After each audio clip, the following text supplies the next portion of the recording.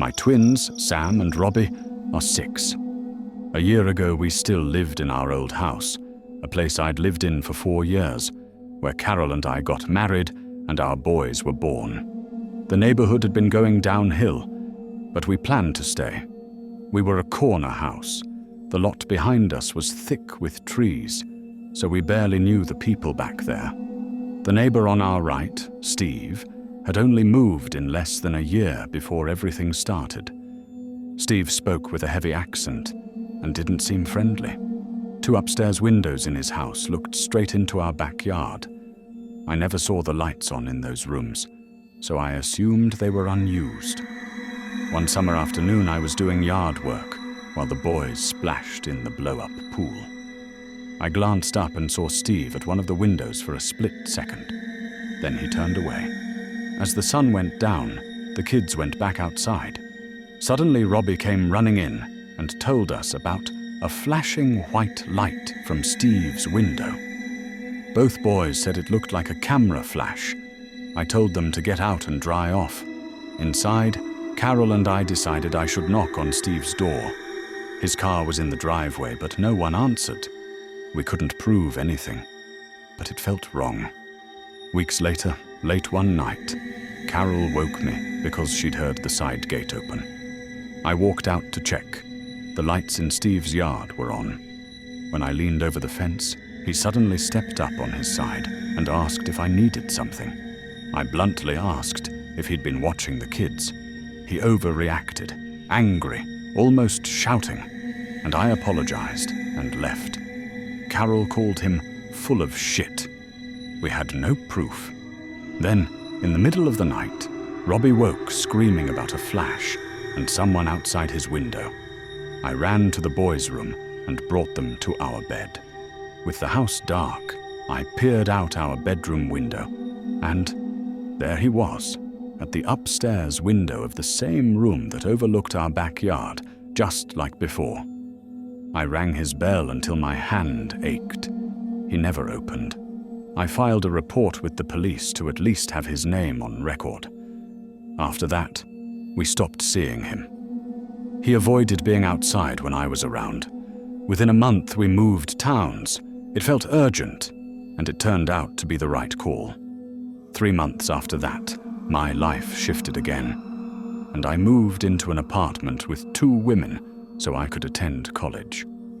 But the sense of being watched didn't end with the house. The building I moved into isn't perfect. Most rooms face an interior corridor, so neighbors walk past your door constantly. If you keep windows open, anyone on the floor can see in. That wouldn't bother me much, except I split my time between classes and home. The girls I live with are nice, and the neighborhood is student-friendly.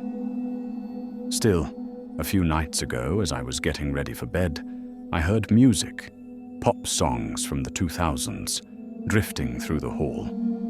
I assumed it was a party. I put on a video to fall asleep, but then I heard drilling. At first I thought it was in my head or coming from my phone. I paused the video. The noise was real and louder by my bedroom window. I opened it and realized it came from the unoccupied apartment directly across, the one closest to my window. It was late, past 11. I sent a friend voice notes and a short video asking what I should do. He said call the police, but I didn't. I tried to sleep. Around 1 a.m., the drilling turned to hammering. Fed up, I put on a robe and went down the stairs towards the window. When I leaned out, there were 4 men inside that empty apartment, men in their 30s or 40s. They all fell silent and looked at me. They weren't surprised. They looked at me like predators. 2 of them came to the window and leered down, appraising me. One held a heavy hammer. I felt sick. I backed away slowly, heart pounding, and managed to reach my door and lock it. By the time I texted the other girl, everything was quiet. The radio, the tools, gone. It had the feel of something staged, noisy for a while. then vanished. That night, I lay awake. Later, a roommate told me she'd woken multiple times but couldn't get up because of sleep paralysis. She hadn't checked the window. I didn't call the cops after all, but the memory of those men still makes my skin crawl. It's been a week and I haven't seen them again, but I keep thinking, who had keys to that apartment? Why would they work so late and then stop when cornered? Were they waiting for someone else?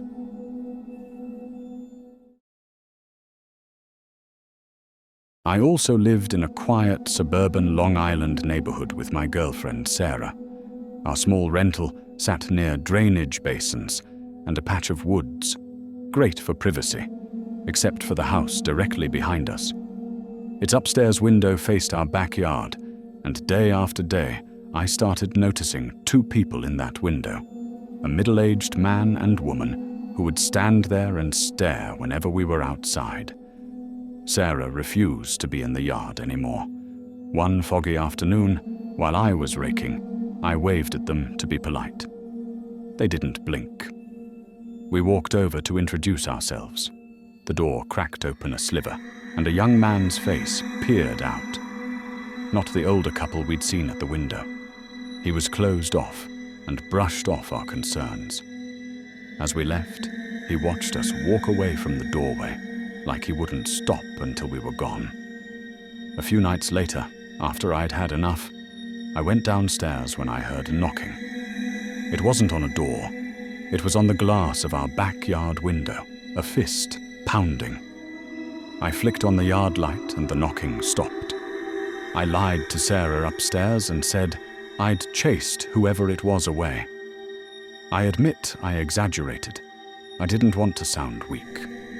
For a while, nothing happened. Then one night we heard muffled shouting through the closed windows from that same house across the street. The noise was loud enough to cut through two sets of windows. Suddenly it stopped. We nearly called the police but didn't. It left us both unnerved, and we planted arborvitaes when spring came to block the view. Anything to stop the watching eyes.